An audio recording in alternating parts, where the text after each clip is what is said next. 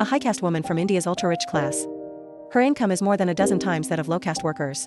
Do you know how comfortable her day can be? 7 a.m. 25-year-old Shakima wakes up on time in her luxury apartment. She's a Brahmin, India's highest caste. She currently works at a large internet company in Gurgaon as a software engineer. Although she's been in the field for less than 2 years, her annual salary has already reached 500,000 rupees, compared with the average monthly wage of just 3,916 rupees. Her income is absolutely top tier. After getting up, she brushes her teeth and showers, then changes and does her makeup, and, as usual, offers prayers, thanking the deity for granting Brahmins a good life. Then she packs up and heads out to work. As Brahmin nobility, she naturally lives in the city's most premium area, where homes go for 150,000 rupees per square meter.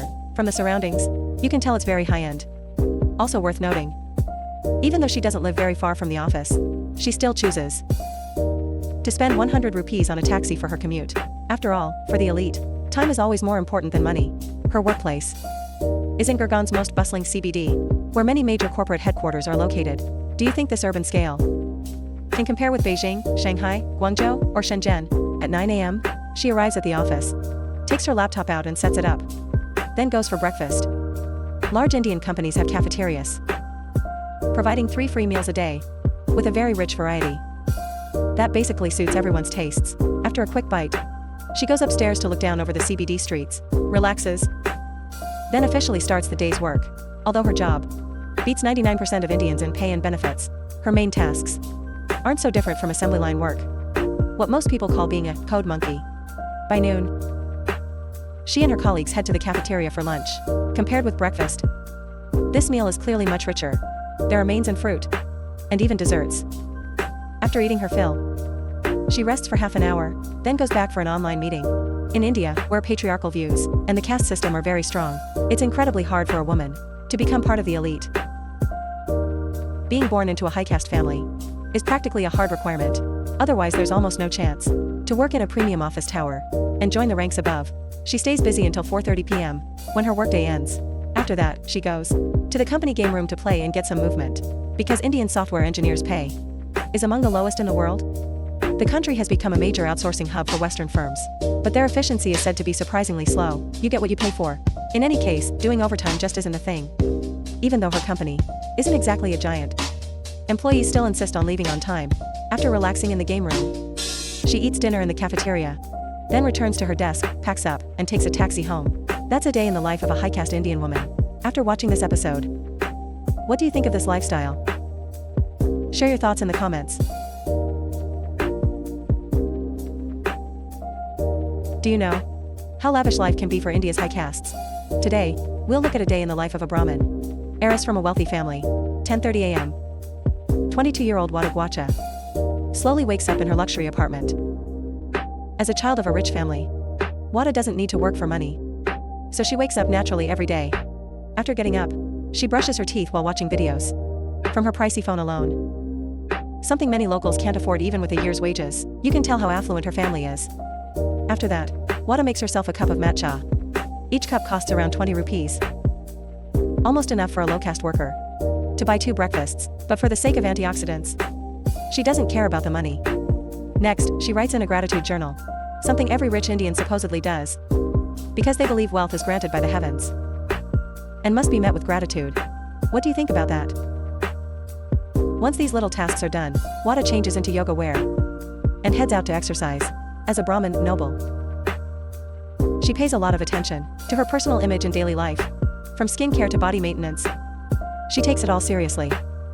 She'll often spend generously on a professional coach, even if the hourly rate is high. As long as it works, she doesn't mind. After all, money to her is just numbers. After an hour of training, Wada returns home to shower. There's not much to see in that process, so we'll skip ahead. Fresh from the bathroom, she blow-dries her hair, then heads to the kitchen to fix herself something to eat. Even with her finances, hiring a housekeeper would be no burden at all, but she prefers to do things herself. Wada is very particular about food, and what she eats is often pricey. For example, the oat milk tea she's making now includes lots of expensive ingredients, like apples, honey, and chia seeds. It does look a bit unusual. Does it whet your appetite? She eats while chatting with her girlfriends. After that, she does her makeup and heads out to shop. At 1:30 p.m., Wada and her friends grab a taxi to the most luxurious mall in town to start the day's spending spree. Almost everything here is out of reach for lower castes, but for someone like Wada at the top, if she likes it, she buys it. Shopping is also one of her hobbies. Since she doesn't need to work, she gets a 100,000 rupee monthly allowance, worth several months of an average salary. After hanging out until 8 p.m., Wada has a fancy Western dinner and then heads home. She seldom goes out at night, in a place where nights don't always feel safe. Even those of high caste can face risks, so she'd rather stay home, focus on skincare, and binge some shows to pass the time. As for her lifestyle now, between skincare, fitness, travel, and sampling all kinds of food, Wada admits it's occasionally boring, but overall, pretty great. Whether she'll help with the family business later depends on how things go. Besides, her current routine already feels fulfilling. To ensure enough sleep, she turns in before midnight. That's a day in the life of a Brahmin heiress in India. After watching this episode, what do you think of this lifestyle? Share your thoughts in the comments. What kind of life do India's high castes live now? Today let's look at a workday for a high-earning flight attendant making 60,000 a day on the job. A month. 9 a.m. 28-year-old Walmart wakes up to her phone alarm. Walmart works as a flight attendant, and because of the nature of her job, staying in hotels is the norm. Given India's strict caste divisions, people of higher castes are treated like nobles from birth. And Walmart, as a member of the second caste, the Kshatriya, gets better lodging than lower caste flight attendants.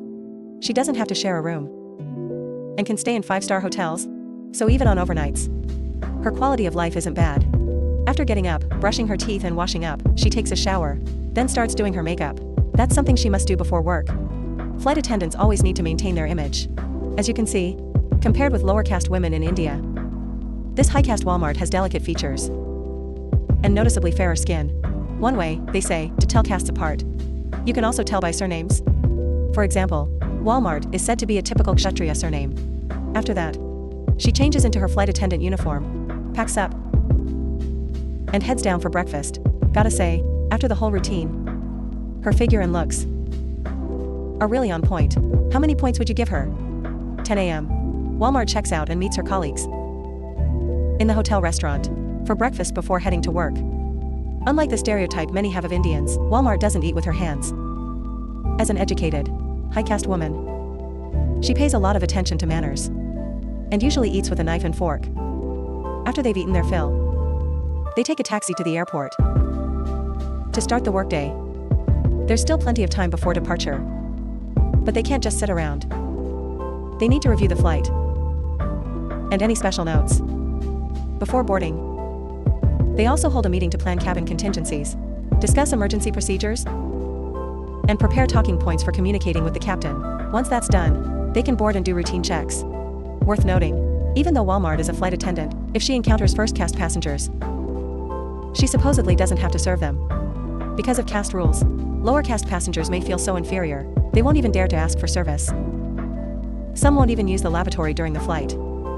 Also, meal times differ by caste. Meals are handed out in batches, higher castes first, lower castes later. According to Walmart, she's been a flight attendant for 5 years and now earns between 60,000 and 100,000 rupees per month, roughly 5,100 to 8,500 RMB, about 5 to 8 times a typical worker's pay. Per diem is covered by the company, and transportation is reimbursed. Her schedule is 1 day on, 1 day off to rest. All in all, this is considered a very respectable, high-paying job in India. Walmart says she had many career options back then, and her parents told her she didn't need to do such a tough job, but she felt being a flight attendant would give her a sense of achievement, so despite family opposition, she chose this path. 7:30 p.m. Walmart's flight lands at Mumbai Airport. She takes the shuttle back to the terminal, wraps up the end of shift tasks, and clocks out. That's a day in the life of a high caste flight attendant in India. After watching this episode, what do you think of this lifestyle? Share your thoughts in the comments.